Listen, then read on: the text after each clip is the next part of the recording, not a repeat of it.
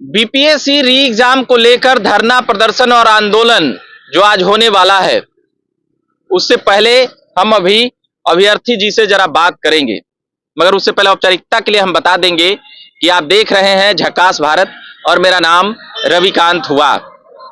लगातार कवरेज कर रहे हैं और झकास भारत से आदित्य यहां पर लगातार खबरें भेजते रहते हैं और वह झकास भारत पर आपको दिखते रहती है। तो अभी हम बात करेंगे उन अभ्यर्थियों से जो बीपीएससी की तैयारी करते हैं और आज क्या क्या कुछ होने वाला है। उससे पहले जरा हम जानेंगे, क्या नाम हुआ भाई साहब? अभिषेक कुमार। कहाँ के रहने वाले हुए? मुजफ्फरपुर। थोड़ा कस के बोलना होगा। मुजफ्फरपुर से आए हैं। कब से यहाँ आप आंदोलन प्रदर्शन में शामिल हो रहे हैं? हम 18 दिसंबर से ही हैं। 18 दिसंबर यानी लगभग 2 महीने हो गए। आज लगता है 63 दिन हो गया। 63 दिन हो गया। 31 का महीना था, दिसंबर और जनवरी दोनों। क्या कहना चाहेंगे बीपीएससी को लेकर? पहले तो ये एग्जाम छोड़ देते हैं हम, 70वीं एग्जाम की बातें नहीं है, बहुत सी बातें हैं। हम इत्मीनान से बात करने आए हैं, बहुत सारा भीड़ रहता है तो कई बातें नहीं आ पाती है। हम उम्मीद करते हैं कि आप बेहतर ढंग से बताएंगे। ग्रेजुएशन कब हुआ हमें ये बता दीजिए। मेरा ग्रेजुएशन 2019 में हुआ। 19 में हुआ? अच्छा अच्छा, नहीं ऐसे ही पूछ रहे हैं। तो बीपीएससी को लेकर आप क्या समझते हैं? ये बीपीएससी आयोग में जो बच्चों का भरोसा होता है वो भरोसा ही नहीं है। तो आयोग किसके लिए एग्जाम कंडक्ट करवाए? जब जब तक बच्चों में भरोसा कायम नहीं होगा तो फिर जाके क्या सर्विस। पहले आयोग को ये करना चाहिए कि बच्चों के अंदर विश्वास माने जीतना चाहिए और ये माने बताना चाहिए कि नहीं भाई आयोग ठीक है, भरोसा करिए, इसमें कोई ये नहीं है इफ एंड बट। लेकिन आयोग अपना छिछा लेदर तो खुद ही करवा रहा है। पता नहीं यहाँ से जो बच्चे जाएंगे वो किस प्रकार के सर्विस देंगे ये नहीं पता। मतलब कि आयोग पर भरोसा ही नहीं है। अब हम आएंगे इस जो 70वीं एग्जाम पहली बार दिए हैं ना आप? इससे भी पहले दिए हैं। आपका कहाँ सेंटर था? मेरा सेंटर इस बार लखीसराय। क्या वहां पर अनियमितता हुई? नहीं, वहाँ पे इरेगुलरिटीज नहीं हुआ था। मगर और भी सेंटरों पर और भी सेंटरों पे हुआ, वो अच्छा नहीं था क्योंकि सब कुछ पब्लिक डोमेन में आप देख ही रहे क्या है जी। इसमें कोई दो राय नहीं कि आयोग ने बहुत गलती नहीं किया, बहुत गलती किया आयोग ने। कई सेंटरों पे हम लोगों ने जैसे आरोप लगाया यहाँ पे ये हुआ वहाँ पे वो हुआ। एक माननीय न्यायालय ने ये भी माने एक टिप्पणी भी करी आयोग पे कि भैया जो सीसीटीवी है उनको प्रिजर्व करके रखो, डिस्ट्रॉय नहीं करो। अब देखिए आयोग इस पर कितना कायम होती है, कितना हद तक उसको माने सुरक्षित रखती है, क्योंकि मामला तो सब जुडियस है। जब सब जुडियस है तो बहुत कुछ बोलने का बनता भी नहीं। और सरकार पर भी क्या बोले? सरकार भी बोल दे सकती है कि ये मामला कोर्ट में है। आप समझिए, सरकार भी बहाना नहीं, फिर उनका सच्चाई भी है कि चूंकि मामला सब जुडियस है, अब वो भी कहेंगे कि आप वोट पे ही है। लेकिन हाँ, एक रास्ता है कि सरकार भी इसको हल कर सकती, अभी भी है उनके पास। अभी भी आपके पास, आप लोगों पे भरोसा लग रहा है कि 2 महीने से भूखे प्यासे, कभी खाए कभी नहीं खाए, कभी घूम रहे हैं रास्ते में, करेगी री एग्जाम? भरोसा तो बहुत है। भरोसा तो बहुत है सरकारी पे। अब चूंकि आसमान पे तो भरोसा करेंगे नहीं। हाँ। जो है तो कम्युनिकेट हम ही लोग न करेंगे, चाहे वो करेंगे। तो संवाद पे बहुत भरोसा है कि संवाद होगी और समाधान भी होगा, है ना। अच्छा, यहाँ पर लाठी चार्ज होता है, हम देखे हैं कि कई बार लाठी चार्ज हुआ है। लाठी उठी पड़ा है कि नहीं आपको? जी, लाठी पड़ा है, हालांकि अब लाठी चार्ज होना बंद हो गया। सरकार भी समझ थक गई है। नहीं थक नहीं गई, बेहतर हो गई। वो समझ गए कि बच्चा वाकई में नॉन सीरियस नहीं है और ऐसा कोई हरकत भी नहीं करते, वैसा कोई पत्थर भी नहीं चलाते, ना किसी को गालियां देते हैं, नहीं किसी को कुछ ऐसा नुकसान पहुंचाते हैं, ना कहीं रास्ता जाम करते, तो क्यों लाठी चलाना बार बार। बच्चा ही है, अपने ही है, तो कितना पीटेंगे बार बार एक ही लोग को। कि अब छोड़ो भाई, पिटना उठना बंद करो, पिटना उठना बंद करो।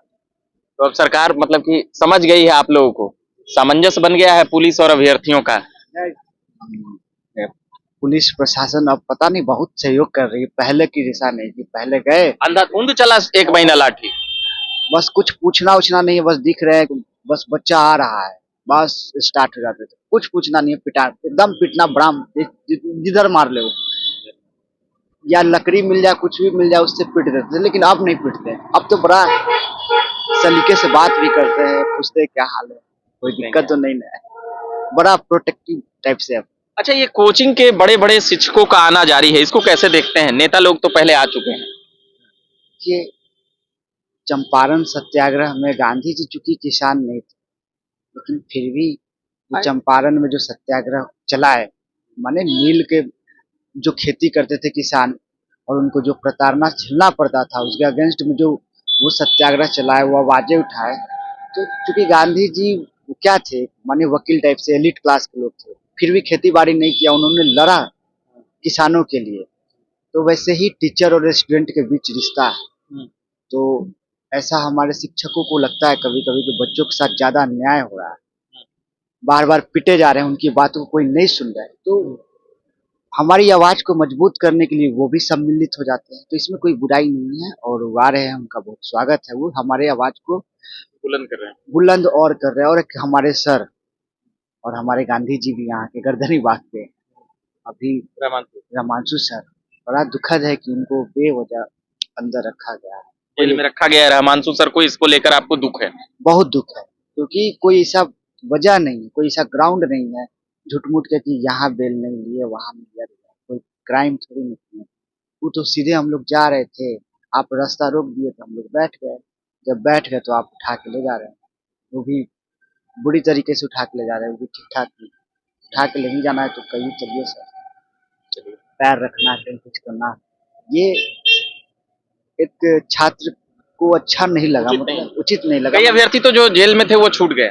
हाँ, वो लोग भैया लोग निकल गए, बाहर आ गए। और कोई बचे हैं? नहीं, और कोई नहीं बचे, एक सर ही जो है कि वहाँ बचे। रहमांसु सर जो लगातार यहाँ पर बैठे रहते थे, जो लगातार यहाँ से आवाज उठाते थे, लगातार यहाँ से अभ्यर्थियों को शांति का संदेश भी देते थे। हम देखते थे यहीं पर एक झोला में अपना नाश्ता, पानी, सेव, फल वगैरह लेकर आते थे और अपना हंसते खेलते अपना शाम को ड्यूटी की तरह जाते थे। नहीं, जी। घर कभी नहीं, घर नहीं जाते थे, यहीं रहते थे? यहीं रहते थे। उनका छोटा छोटा बच्चा भी है। अच्छा। एक दिन वो लोग मिलने भी आए थे, लेकिन घर कभी नहीं गए। घर कभी? साथ में ही यहाँ वॉशरूम वगैरह सब कुछ, ऐसा कोई नहीं माने कि स्पेशल कोई ट्रीटमेंट, ऐसा कुछ नहीं। यहीं आप लोग के साथ? हम लोग तो मच्छरदानी में सो भी लेते, लेकिन वो मच्छरदानी नहीं लगाते थे, कहते थे कि कष्ट तो पूरी तरीके से कष्ट, बिना मच्छरदानी के मच्छर में सोया करते। अच्छा, यहाँ पर राहुल गांधी भी आए, उसको कैसे देखते हैं? क्या सरकार इससे प्रभावित हुई या और भी बड़े नेता से क्या कुछ? नहीं, क्योंकि लोकतंत्र है, लोकतंत्र में कहीं भी आना जाना तो मना है नहीं।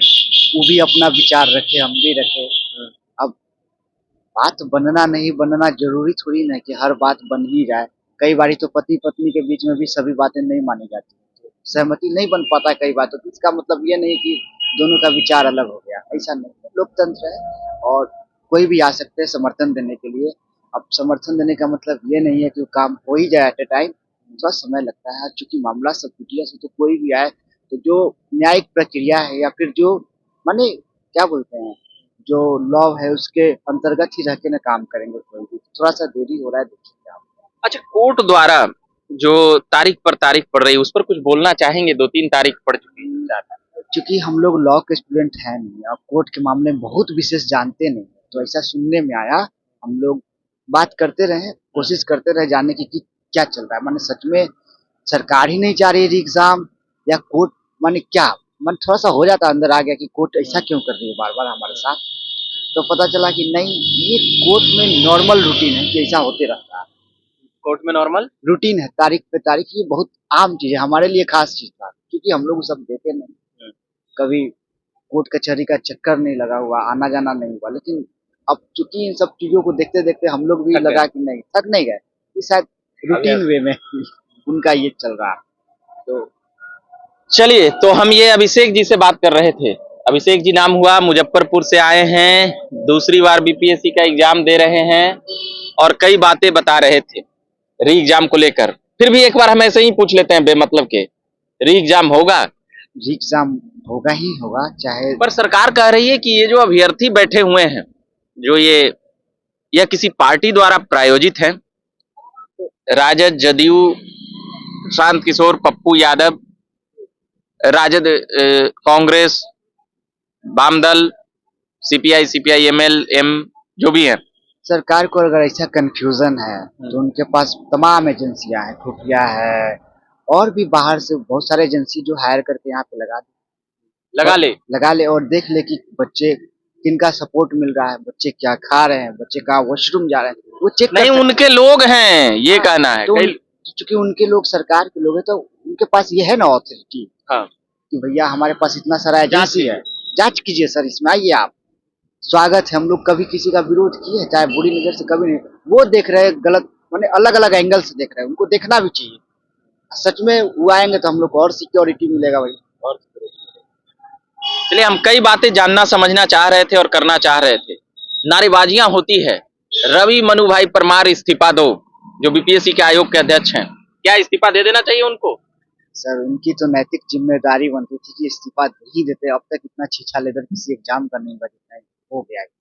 तो कोई औचित्य नहीं बनता था उनका, पर पता नहीं क्या है उनका, और पता नहीं चल रहा है। पता नहीं। भ्रष्टाचार और तानाशाह पर, भ्रष्टाचार पर क्या कहना चाहेंगे? बीपीएससी में पहले भी लगते रहे हैं, इस बार भी लग रहा है, क्या लगता है?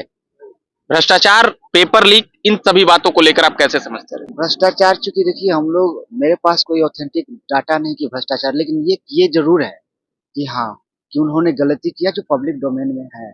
उन्होंने बोला क्वेश्चन का वो पैकेट फटेगा नहीं, तो फट गया, फाड़े हैं यार। खटाक सिंह फट गया था। तो सारी चीजें पब्लिक डोमेन में है, तो उनको सोचना चाहिए कि जो जो बोले उसका उल्टा हुआ। कई बार उन्होंने कहा बापू सेंटर को कि नहीं एक ही सेंटर है, हम लोग आरोप लगाते रहे कि नहीं एक सेंटर नहीं है, 22 सेंटर है।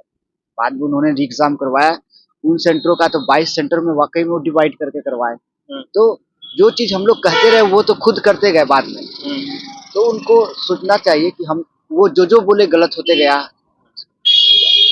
तो एक गलती होता तो समझ में आता। लगातार लगातार ये हमारे चेयरमैन सर ही बोला करते थे, और उनके ही बात का खंडन लगातार वो अपने खुद ही करने लगे।